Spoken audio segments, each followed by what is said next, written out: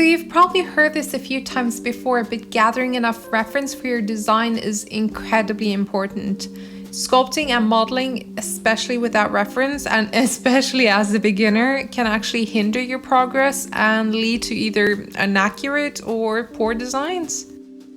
So if you've never added reference planes in Blender before, you can just follow along and I'll show you how to do it. It's very quick and easy, so let's get started. So starting off in Blender, you have three main views. So if you go to your Numpad and press 1, you go to front orthographic view. If you press 7, you go to top view. If you press 3, you go to side view. Now, if you press 9, it kind of mirrors the opposite of the view you have right now. So since we're on right view, if we press 9, we go to left view. If we're at the front orthographic view and we press 9, we go to the back view.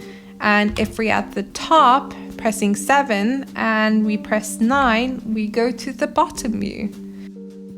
So let's start with the front view. So press 1 on your keyboard, go to your reference folder, bring up your front view, and let's just center that in the middle and drag it out. So when we go to 1, this is what we see. Let's just repeat the process for the rest of the views.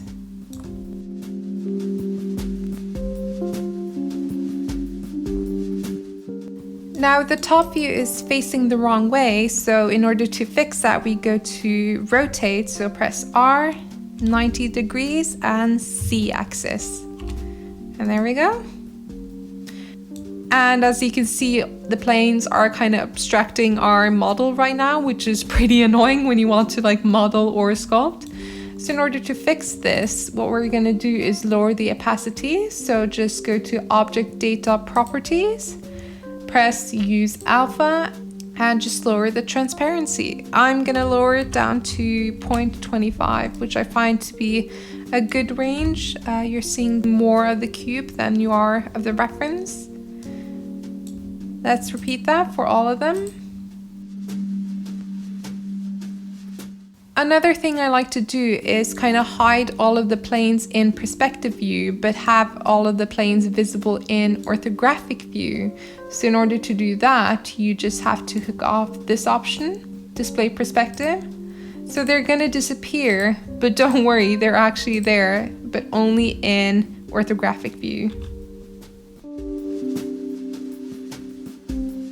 Another thing I'm going to do is also make them unselectable. So in order to do that, go to Object Properties, scroll down to Visibility and hook up this option. So that means you can't select the plane anymore. So let's repeat that for all of the planes. And there we go. Now we're all set to start modeling. I hope this has been useful to you. I'm going to keep releasing these quick tip videos. So if you guys have any requests, anything you want me to show you guys, just let me know. Thanks for watching, guys. See you later. Bye.